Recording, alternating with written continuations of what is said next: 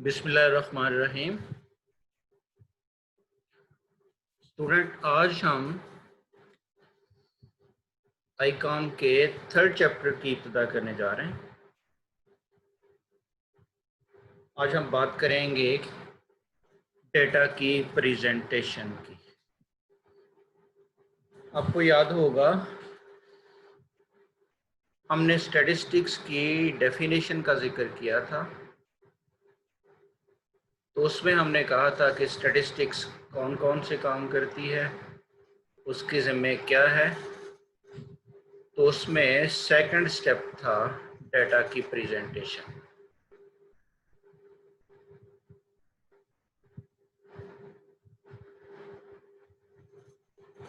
Data की presentation पे आने से पहले मैं थोड़ा सा रिव्यू देना चाहूँगा आपको लास्ट लेक्चर का। हमने उसमें बात की थी प्राइमरी डेटा और सेकेंडरी डेटा की और उनके सोर्सेज की। उसमें हमने जिक्र किया था कि किन किन सोर्सेज के साथ प्राइमरी डेटा हमारे पास आता है और किन किन सोर्सेज के साथ हमारे पास सेकेंडरी डेटा आता है। तो प्राइमरी डेटा हमने कहा था वो शेप है जो सबसे इनिशियल शेप होती है डेटा की, जिसमें किसी किस्म का कोई रिदम, कोई सिमेट्री नहीं होती। और सबसे पहले हम उसको किसी अरेंज ऑर्डर में लेके आते हैं ताकि उसमें कोई सिमेट्री हो, उसकी समराइज्ड फॉर्म बन जाए। तो फिर हम उसको, जब वो समराइज्ड फॉर्म में चला जाता है, किसी और के हाथ में जाता है, उसी डेटा को हम सेकेंडरी डेटा कह देते हैं।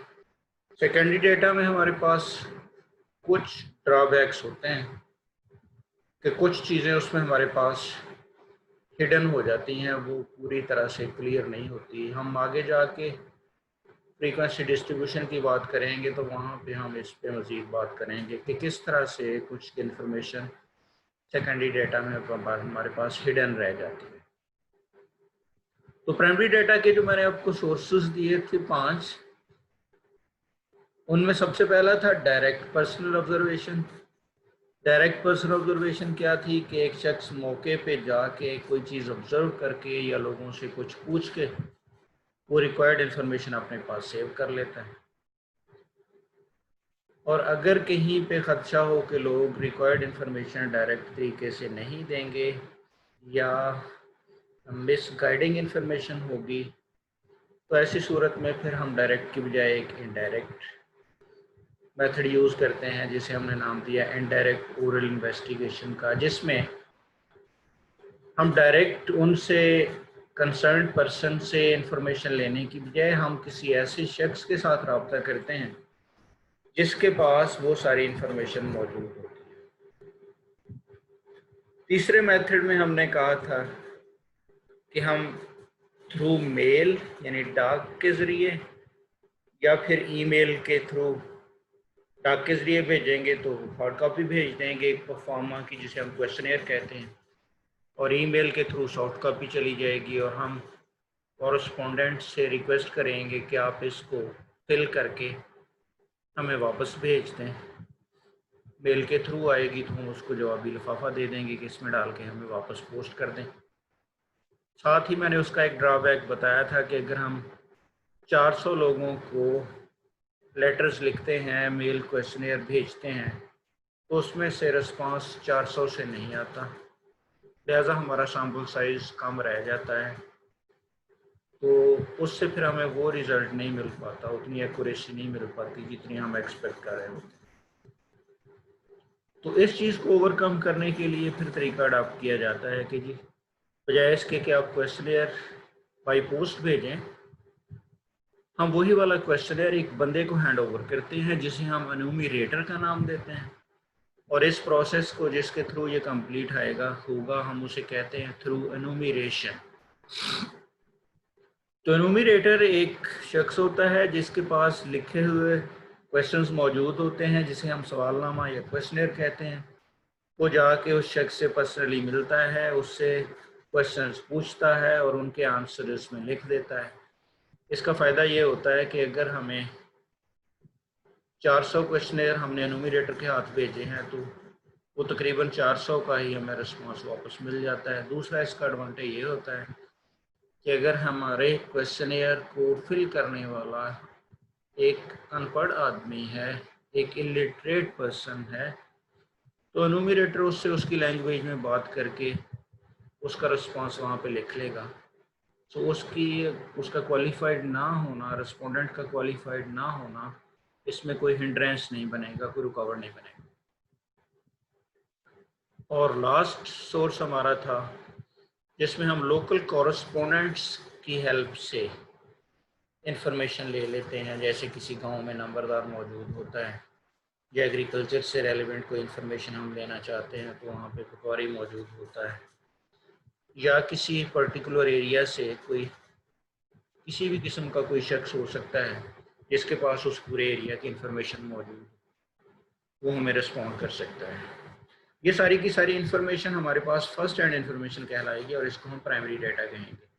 इसमें कोई रिदम, कोई सिमेट्री नहीं होती है। और इसके बाद हम जो पहला काम करते हैं वो ये किस डाटा की क्लीनिंग करते हैं, उसमें से जो फालतू वैल्यूज़ होती हैं जिनको हम आउटलायर्स कहते हैं उनको निकालते हैं, फिर उस डाटा को हम अरेंज करते हैं।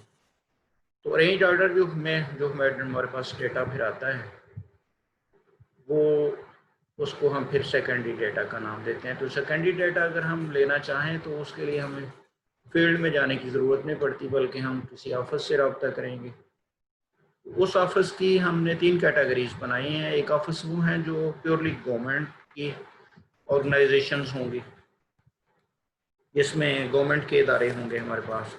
तो गवर्नमेंट के इदारों से जो हमें इंफॉर्मेशन मिलेगी उसको हमने ऑफिशियल का नाम दे दिया। अगर गवर्नमेंट के इदारे होने की बजाय वो सेमी गवर्नमेंट इदारे होंगे तो हमने उसको सेमी ऑफिशियल सोर्स का नाम दे दिया। और अगर वो प्योरली प्राइवेट इदारे होंगे हमने उसको प्राइवेट का नाम दे दिया। आज हम बात करने जा रहे हैं कि हमारे पास जब डेटा आ जाएगा तो हम फिर उसको किसी ऑर्गेनाइज्ड ऑर्डर में लाना चाहेंगे, उसको प्रेजेंट करना चाहेंगे, तो हमारे पास कौन कौन से तरीके हो सकते हैं।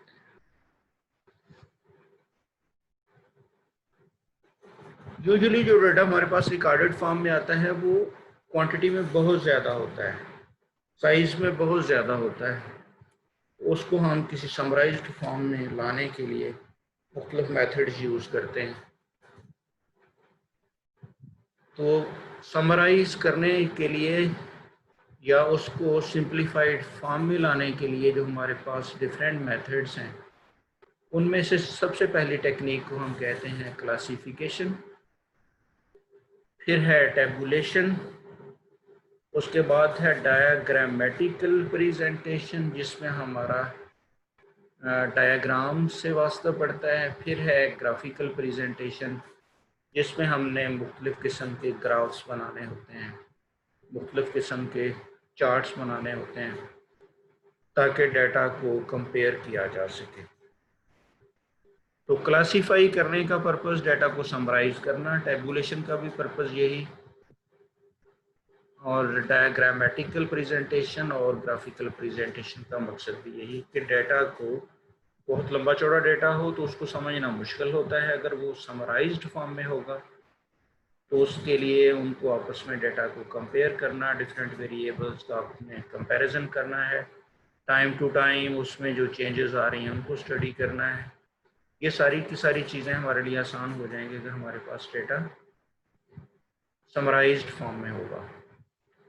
तो इनमें से जो फर्स्ट हमारे पास टेक्निक है जिसको हम क्लासिफिकेशन कह रहे हैं, उसके हमारे पास 4 डिफरेंट मेथड्स हैं।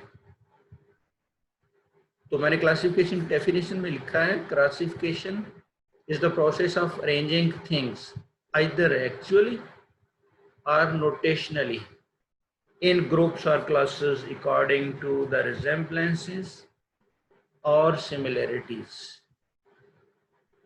तो resemblances और similarities को मद्देनजर रखते हुए हम डाटा को क्लासीफाई करते हैं, तो हम उसको नाम देते हैं जी क्लासिफिकेशन का। तो क्लासिफिकेशन की हमारे पास फिर से 4 कैटेगरीज हैं। पहले हमने 4 कैटेगरीज कर दी डाटा को प्रेजेंट करने के लिए, और उनमें से जो पहली कैटेगरी है क्लासिफिकेशन, क्लासिफिकेशन की फिर हमने 4 कैटेगरीज कर दी, जिनको हमने नाम दिया जियोग्राफिकल क्लासिफिकेशन, फिर क्रोनोलॉजिकल क्लासिफिकेशन, फिर क्वांटिटेटिव क्लासिफिकेशन और फिर क्वालिटेटिव क्लासिफिकेशन। इनमें से 2 लफ्ज़ तो ऐसे हैं जिनसे आप ऑलरेडी फेमिलियर हैं, क्वांटिटेटिव और क्वालिटेटिव। तो हम इनकी बारी बारी बात करते हैं कि जियोग्राफिकल क्लासिफिकेशन किस अंदाज से होती है। बाज़ जगह पे हमारे पास जो डेटा अवेलेबल होता है वो लोकेशन वाइज होता है। जैसे हमारे पास डिफरेंट कंट्रीज़ का डेटा हो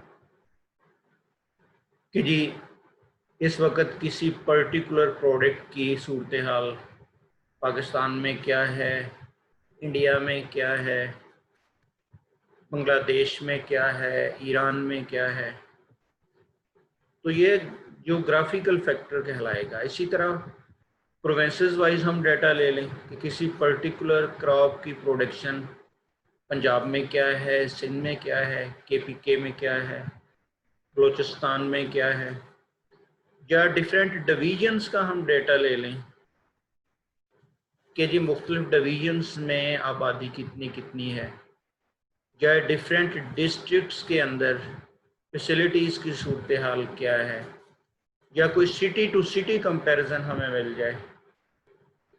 तो ये जो हमारे पास फैक्टर है यहाँ पे कंट्री या प्रोविंस या डिवीजन या डिस्ट्रिक्ट या सिटी जियोग्राफिकल फैक्टर कहलाएगा।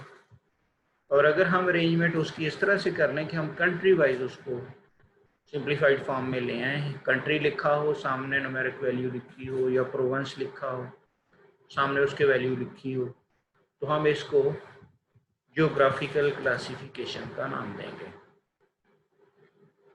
बहुत जगह पे हमारे पास डेटा होता है, जैसे यहाँ हमारे पास वेरिएबल था, सिटी टू सिटी वेरिएशन थी या कंट्री टू कंट्री वेरिएशन थी। बहुत जगह पे हमें ये वेरिएशन टाइम टू टाइम मिलती है, यानी 2015 में सूरत हाल क्या थी, 2016 में क्या थी, 17 में, 18 में, 19 में एंड सच अदर्स। या हम कहें कि जनवरी 2020 में पोजीशन क्या थी, फरवरी में 2020 में पोजीशन क्या थी, मार्च में क्या थी एंड सो ऑन। तो यहाँ पे ये जो टाइम फैक्टर इन्वॉल्व हो रहा है, इसके साथ जो डाटा रिकॉर्ड किया गया होता है उसको हम टाइम सीरीज डाटा कहते हैं। तो टाइम सीरीज भी एक डाटा है। टाइम सीरीज में ये मैसेज है कि ये data with different times record किया गया है। तो यूजुअली ये टाइम की अकरेंसेस जो हैं वो एक जैसे वक्फे के साथ होती हैं, यानी एनुअली ये डाटा हमने कलेक्ट किया है या मंथली किया है या डेली किया है। तो अगर हमारा कोई रिकॉर्डेड डाटा इस फॉर्म में आ जाए कि हमारे पास उसकी अकरेंस का टाइम मौजूद हो और उसकी न्यूमेरिक वैल्यू मौजूद हो, तो हम उसको फिर क्रोनोलॉजिकल क्लासिफिकेशन का नाम दे देते हैं। नेक्स्ट वन है हमारे पास क्वांटिटेटिव क्लासिफिकेशन। क्वांटिटेटिव क्लासिफिकेशन में हमारे पास यूजुअली ग्रुप्स होते हैं या न्यूमेरिक वैल्यूज़ होती हैं और साथ उसकी अकरेंसेस लिखी होती हैं कि ये कितनी दफ़ा कर हुआ। तो फ्रीक्वेंसी डिस्ट्रीब्यूशन में जाके हम इस पे डिटेल के साथ बात करेंगे। फ्रीक्वेंसी डिस्ट्रीब्यूशन जो है वो क्वांटिटेटिव क्लासिफिकेशन है। फ्रीक्वेंसी डिस्ट्रीब्यूशन क्या होती है, हम उसको किस अंदाज से बनाते हैं, ये एक अलहदा से टॉपिक है, उस पर हम नेक्स्ट 1-2 लेक्चर्स में बात करेंगे। तो फ्रीक्वेंसी डिस्ट्रीब्यूशन में हमारे पास फ्रीक्वेंसीज होती हैं, लेकिन किसके अलोंग होती हैं, डिफरेंट ग्रुप्स के अलोंग होती हैं, और वो ग्रुप कहाँ से शुरू होता है कहाँ पे ख़त्म होता है, ये एक क्वांटिटी होती है, इसलिए हम इसको क्वांटिटेटिव क्लासिफिकेशन का नाम देते हैं। इसके बाद है हमारे पास क्वालिटेटिव क्लासिफिकेशन। आप जानते हैं हम हर जगह पे डाटा को क्वांटिफाई, वेरिएबल को क्वांटिफाई नहीं कर सकते। बाज़ जगह पे क्वालिटेटिव नेचर होती है वेरिएबल की, तो उस वेरिएबल को जब क्वालिटी में हम कैटेगरीज में डिवाइड कर लेते हैं, तो फिर उसकी क्लासिफिकेशन जब हम करना चाहेंगे तो वो क्वालिटेटिव वेरिएबल के तहत ही होगी। तो ऐसी क्लासिफिकेशन जो क्वालिटेटिव डेटा के लिए इस्तेमाल होगी, क्वालिटेटिव वेरिएबल के लिए इस्तेमाल होगी, उसे हम क्वालिटेटिव क्लासिफिकेशन का नाम देंगे। तो मैंने लिखा when data is classified according to some quality और एट्रीब्यूट। क्वालिटेटिव वेरिएबल को हम एट्रीब्यूट भी कहते हैं। मसलन हेयर कलर हो, रिलीजन हो, लिटरेसी हो, तो या जेंडर हो, हम इनको क्वालिटेटिव वेरिएबल कहेंगे। अगर हम उसकी कैटेगरीज कर दें इसके एतबार से तो हम उसे कहेंगे कि ये क्वालिटेटिव क्लासिफिकेशन है। तो क्वालिटेटिव क्लासिफिकेशन मुख्तलिफ हो सकती है। अगर हमने सिर्फ एक वेरिएबल को एज एट्रीब्यूट लिया है तो वो सिंपल क्लासिफिकेशन कहलाएगी। अगर हम दो वेरिएबल्स को कंसिडर कर रहे हैं तो वो टू वे कहलाएगी, और अगर हम दो से भी ज़्यादा भी फोकस कर रहे हैं तो फिर मैनीफोल्ड क्लासिफिकेशन कहलाएगी। ये डिपेंड करेगा कि हमने नंबर ऑफ क्राइटेरियन यहाँ कितने रखे हैं, एक है, दो है या दो से ज़्यादा है। उसमें से जो पहली कैटेगरी मैंने आपको बताई है वो है सिंपल क्लासिफिकेशन। उसमें मैंने लिखा that data is classified only into two classes. दो क्लासेस का मतलब है कि हमने पॉपुलेशन को दो हिस्सों में डिवाइड कर दिया।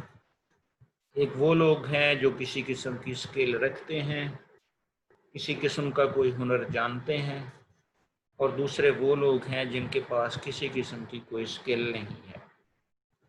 सिमिलरली हम इस पॉपुलेशन को पढ़े लिखे और ना पढ़े लिखे लोगों में डिवाइड कर दें तो एक कैटेगरी वो होगी जो पढ़े लिखे हैं और एक कैटेगरी में वो लोग आएंगे जो पढ़े लिखे नहीं हैं। यहाँ पे हमने टोटल पॉपुलेशन को दो ही हिस्सों में डिवाइड किया है, और क्राइटेरियन यहाँ पे क्या रखा, पहले वाले केस में क्राइटेरियन रखा स्किल, कि स्किल शख्स के पास है या नहीं है। दूसरे वाले केस में हमने, दूसरी वाली एग्जांपल में हमने क्राइटेरियन रख दिया लिटरेसी, कि एक शख्स लिटरेट है या लिटरेट नहीं है। अब इसमें टोटल पॉपुलेशन के दो ही हिस्से हो रहे हैं तो हम इसको सिंपल क्लासिफिकेशन का नाम दे रहे हैं। नेक्स्ट वन है हमारे पास two way classification. Two way classification में मैंने जैसे कि अभी कहा था कि अगर हम एक जगह पे दो जगह उसको क्लासिफाई करके फिर फर्दर भी उसकी क्लासिफिकेशन कर दें, यानी क्राइटेरियन एक से ज़्यादा हो जाए। जैसे टोटल पॉपुलेशन का क्राइटेरियन हमने बना लिया, एक क्राइटेरियन है जेंडर, कि जी टोटल पॉपुलेशन में से मेल कितने हैं और फीमेल कितने हैं। फिर हमने उसकी फर्दर क्लासिफिकेशन कर दी मेल की, कि उसमें से लिटरेट कितने हैं और उनमें से इलिटरेट कितने हैं। इसी तरह से जो हमने दूसरी क्लासिफिकेशन बनाई थी फीमेल के लिए, फ़ीमेल के लिए हम यही काम कर दें कि फ़ीमेल जो टोटल हमने यहाँ पे मेंशन की हैं उनमें से लिटरेट कितनी है और उनमें से इलिटरेट कितनी है। तो यहाँ पे पॉपुलेशन दो की बजाय चार हिस्सों में डिवाइड हो गई है। एक क्राइटेरियन था जेंडर का और एक क्राइटेरियन था एजुकेशन का।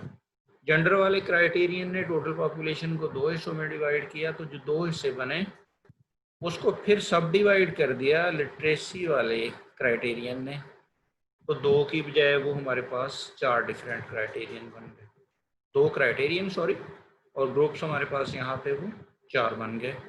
वो चार ग्रुप्स कौन कौन से होंगे? पहले ग्रुप में वो लोग आएंगे जो मेल हैं और लिटरेट हैं, दूसरे में आएंगे जो मेल हैं बट इलिटरेट हैं, तीसरे में वो लोग आएंगे जो फीमेल हैं और लिटरेट हैं, और चौथे में फीमेल इलिटरेट। तो